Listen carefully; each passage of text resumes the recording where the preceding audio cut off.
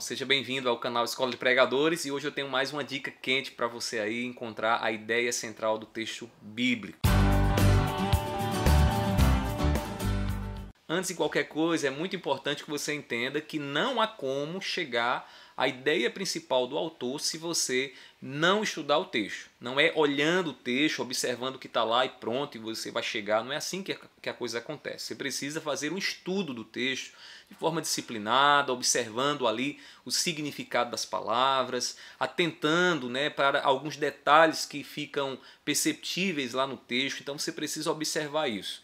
E aí, com essas informações, fica mais fácil você poder analisar o texto. E eu diria até que de forma bem natural a ideia vai aparecer. Se você faz a pesquisa, se você faz aquele apanhado de informações e depois lê o texto a partir daquelas informações que você colheu. Então vamos lá, eu vou dar aqui para você 3 dicas que vão te ajudar aí a observar o texto e perceber no texto a ideia central dele. Primeiramente, observe o contexto imediato do texto que você está lendo. O que é o contexto imediato? Vamos lá. O contexto imediato são aquelas passagens, aqueles versículos que vêm antes do versículo da passagem que você escolheu para a sua pregação. Vem antes e também os que vêm depois.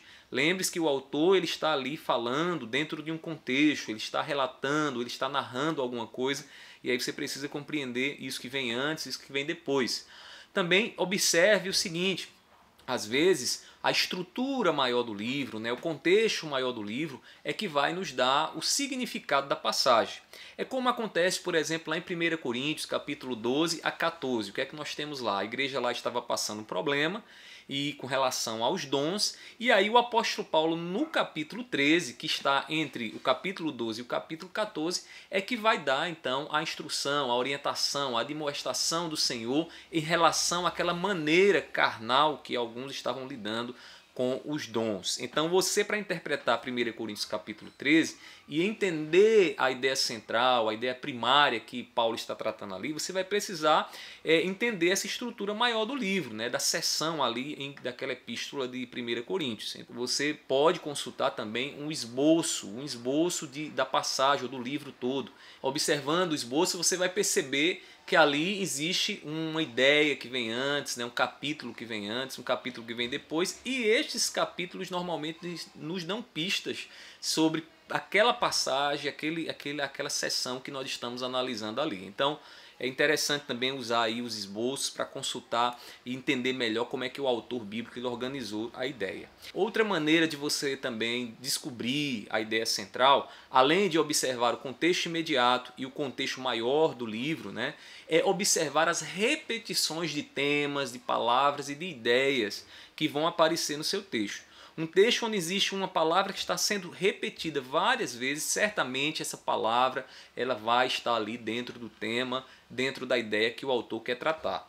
Eu poderia dar um exemplo aqui para vocês, Mateus capítulo 6, versículo 25, até o versículo de número 33, ali quando Jesus está falando com os seus discípulos acerca das preocupações que eles não deveriam ter, você vai perceber que essa palavra preocupação ela vai se repetir várias e várias vezes no texto. Observe essa passagem, veja como o autor bíblico ele repete essa palavra preocupação várias vezes e observe um detalhe interessante, como essa palavra preocupação ela vai ser contrastada com o versículo de número 33. Quando você descobre então essa repetição de ideias, de palavras e percebe ali o contraste, aquilo que é dito acerca desse tema, do tema preocupação ou ansiedade, você então chega à ideia que o autor bíblico está tratando.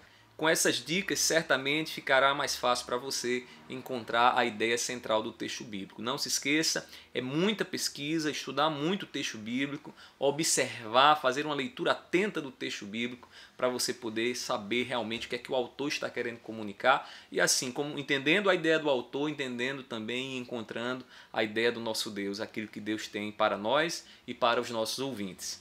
Não esqueça de deixar o seu joinha aqui nesse vídeo, é muito importante que você dê o seu joinha para que outras pessoas também tenham acesso aí a essas informações. Se você tem alguma dúvida, coloca nos comentários que nós em breve estaremos respondendo para você. E se você conhece alguém que precisa dessas orientações, compartilhe esse vídeo para que ele possa ser instruído e o nome do nosso Senhor Jesus Cristo ser exaltado através do ministério dele. Que Deus seja glorificado em teu ministério e até o próximo vídeo. Tchau, tchau.